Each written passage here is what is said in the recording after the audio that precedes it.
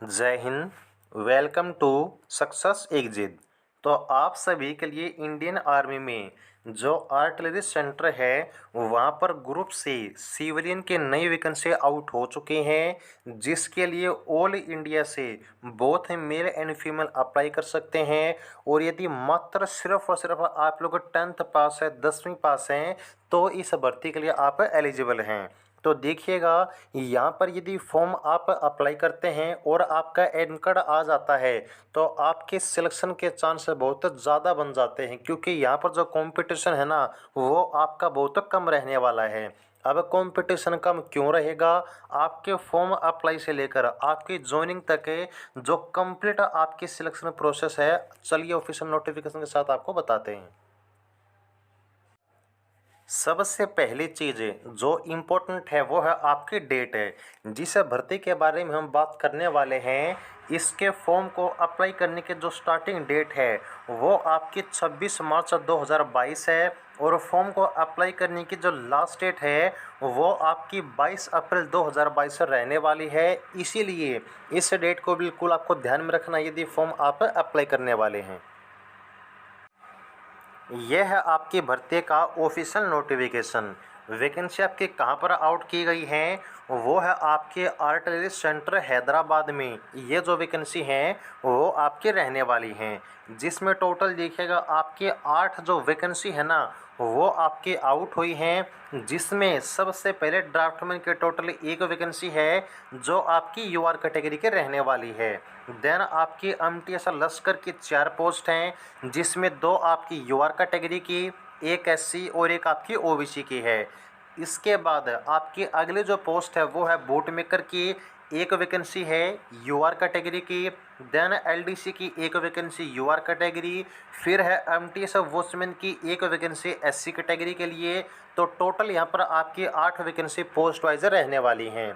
लेकिन याद रखिएगा, जो आपकी रिजर्व कैटेगरी हैं जैसे कि एससी, एसटी, ओबीसी, यदि आपकी कैटेगरी की वैकेंसी नहीं है लेकिन आपकी जो जनरल कैटेगरी है उसकी वैकेंसी है, तो आप सभी उसमें अप्लाई कर सकते हैं। लेकिन वहाँ पर आपको ये चीज़ याद रखनी होगी कि जो भी आपका क्राइटेरिया होगा, जो आपकी एज लिमिट होगी, वो सब आपकी किसके अनुसार रहने वाली है? जनरल कैटेगरी के अनुसार रहने वाली है। देन अगर नीचे बात करें तो देखिएगा, अगर आपकी रिजर्व कैटेगरी की वैकेंसी है पोस्ट की, तो वहाँ पर आपको एससी एसटी को एज में 5 साल की छूट है और ओबीसी को जो है एज में 3 साल की छूट यहाँ पर आपको दी जाएगी। अगर बात करें क्वालिफिकेशन के बारे में, तो सबसे पहले आपकी जो ड्राफ्टमैन की पोस्ट है बहुत ही अच्छी सैलरी आपको मिलने वाली है। टोटल यहाँ पर देखिएगा 25,500 रुपये आपको स्टार्टिंग यहाँ पर सैलरी मिलेगी, प्लस में जितने भी अलाउंस होंगे वो आपको अलग से दिए जाएंगे। बात करें क्वालिफिकेशन की, तो सबसे पहले आपके पास है 10th क्लास की जो सर्टिफिकेट है वो होनी चाहिए, और प्लस में आपके पास है जो ड्राफ्टमैनशिप है उसका आईटी से डिप्लोमा या फिर किसी भी यूनिवर्सिटी या फिर किसी भी रिकॉग्नाइज्ड ऑर्गेनाइजेशन से डिप्लोमा आपके पास होना ज़रूरी है ड्राफ्टमैन का। देन आपकी अगली पोस्ट है एमटीएस लश्कर की। इसमें जो सैलरी है वो आपकी 18,000 रहने वाली है स्टार्टिंग सैलरी। बात करें क्वालिफिकेशन, मात्र यदि आप लोग 10th पास हैं तो अप्लाई कर सकते हैं। यदि आपके पास है 1 साल का एक्सपीरियंस है तो लगा सकते हैं, लेकिन एक्सपीरियंस आपका ज़रूरी नहीं है, वो सिर्फ आपका डिज़ायरेबल है। देन आपकी अगली पोस्ट है बोट मेकर की। इसमें जो सैलरी आपकी रहेगी वो लेवल 2 के अनुसार रहेगी, 19,900 रुपये। क्वालिफिकेशन की अगर बात करें, सिर्फ 10वीं पास है, प्लस में बूट मेकिंग के बारे में कंप्लीट आपको जो है अनुभव ज्ञान होना चाहिए। देन अगर हम अगली पोस्ट की बात करें, वो है आपकी एलडीसी लोअर डिवीज़न कलर के। पे स्केल की अगर बात करें 19,900 रुपये लेवल 2 के अनुसार रहेगा, और क्वालिफिकेशन सिर्फ आप +2 पास होने पर अप्लाई कर सकते हैं। लेकिन साथ में जो आपके टाइपिंग स्पीड है ना वो भी यहाँ पर मांगी जाएगी, जो कि इंग्लिश में आपकी 35 वर्ड पर मिनट है और हिंदी में आपकी 30 वर्ड पर मिनट रहने वाली है। उसके बाद जो आपकी अगली और लास्ट पोस्ट है वो है आपकी एमटीएस वॉचमैन की। पे स्केल आपका रहेगा लेवल 1 के अनुसार 18,000 है, और क्वालिफिकेशन मात्र आप लोग 10th पास 10वीं पास होने पर यहाँ पर अप्लाई कर सकते हैं। तो ये आपके सभी पोस्ट के जो क्वालिफिकेशन, जो एज लिमिट, जो सैलरी, जो पोस्ट और जो वैकेंसी है, उसके बारे में सारी जानकारी आपको हमने बता दी है। जो फॉर्म यहाँ पर आप भेजने वाले हैं उस पे याद रखिएगा कि जो आपका बाहर का एनवलप होता है वहाँ पर आपको दो चीज़ मेंशन करनी है। सबसे पहले application for the post of, अपनी पोस्ट का नाम है और फिर आपकी कौन सी कैटेगरी है वो सभी यहाँ पर आपको जो है लिख देनी होगी। देन यहाँ पर जो एड्रेस आपको लिखना है वो यहाँ पर आप लोग देख सकते हैं कि आपका आर्टलेज सेंटर हैदराबाद पिन 500031 का जो एड्रेस है ये आपको बाहर वाले जो एनवलप उसके ऊपर लिखना होगा।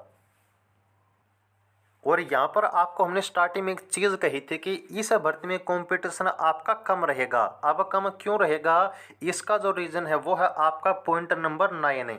यहाँ पर आपको ये चीज़ बताई गई है कि आपके जो एप्लीकेशन हैं will be shortlisted for further selection process on the basis of a percentage of marks से obtained in the essential qualification examination. जो भी आपकी पोस्ट है उस पोस्ट के जो अभी हमने आपको एसेंशियल क्वालिफिकेशन बताई है उसमें कितनी परसेंटेज आपकी बनती है, तो total number of vacancy, total number of form, उसके आधार पर आपकी कट ऑफ बनेगी और उसी कट ऑफ के बेस पर जो आपके एडमिट कार्ड है वो आउट किए जाएंगे। तो जाहिर सी बात है कि जितने बंदे फॉर्म अप्लाई करते हैं उनमें कुछ के फॉर्म आपके रिजेक्ट होंगे, कुछ की परसेंटेज कम होगी, ज़्यादा होगी।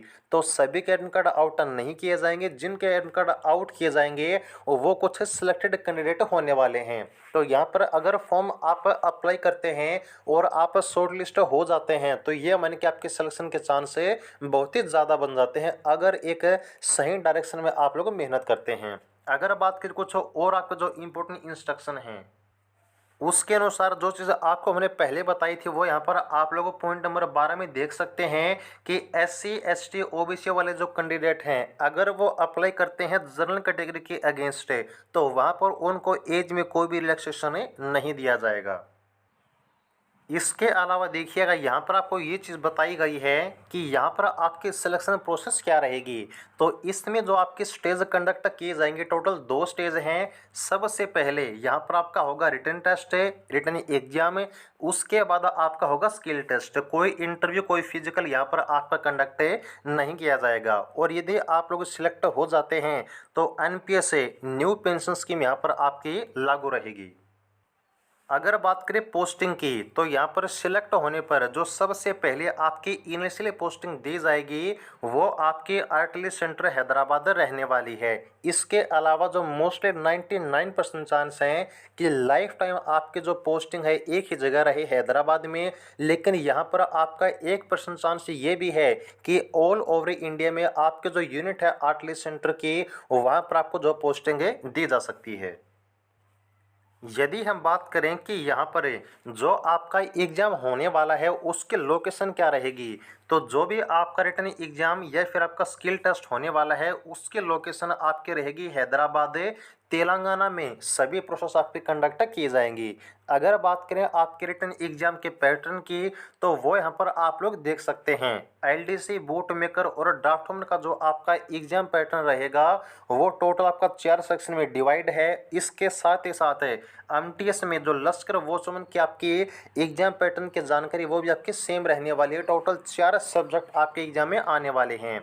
वो है आपका जनरल इंटेलिजेंस एंड रीजनिंग, उसके बाद है आपका इंग्लिश, देन यहाँ पर न्यूमेरिकल एप्टीट्यूड और फिर आपका जनरल अवेयरनेस।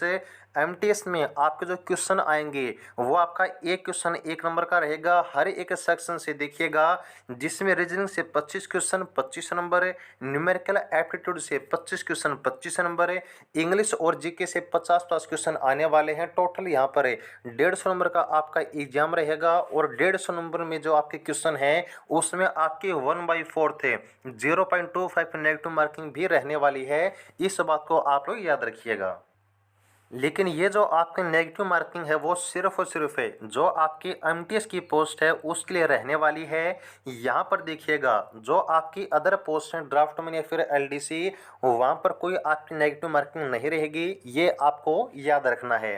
बात करें स्किल टेस्ट की तो स्किल टेस्ट में LDC में आपका होगा टाइपिंग टेस्ट जो कि आपका कंप्यूटर पर कंडक्ट किया जाएगा।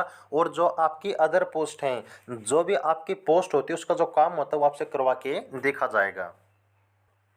और जितने भी यहाँ पर आपकी पोस्ट आउट की गई हैं, यदि आप सभी पोस्ट की क्वालिफिकेशन रखते हैं, सभी के लिए आप एलिजिबल हैं, तो आपको अलग अलग जो फॉर्म है वो आपको सेपरेट एप्लीकेशन फॉर्म यहाँ पर अप्लाई करना होगा। इस बात को भी आपको जो है याद रखना है। और ये है आपका वो एप्लीकेशन फॉर्म जो कि आपको फिल करना होगा, और जो आपका दिया हुआ एड्रेस है अपने सभी डॉक्यूमेंट के साथ है वहाँ पर आपको भेज देना होगा। तो इस एप्लीकेशन फॉर्म को कैसे फिल करना है, कौन कौन से डॉक्यूमेंट आपको अटैच करने हैं, फीस के बारे में, टिकट के बारे में, डॉक्यूमेंट के बारे में, फोटोग्राफ के बारे में, आपके फॉर्म के बारे में, जितनी भी कंप्लीट आपकी इन्फॉर्मेशन है उसके ऊपर अलग से आपको वीडियो मिल जाएगी। तो उम्मीद करते हैं कि भर्ती की कंप्लीट जानकारी आपको समझ में आ गई होगी। भर्ती के बारे में कोई डाउट आपका नहीं बचा होगा। ये वीडियो कैसे लगी है ज़रूर बताइएगा, और आगे के हर प्रकार के अपडेट के लिए चैनल को सब्सक्राइब जरूर करें। जुड़े रहिएगा। जय हिंद।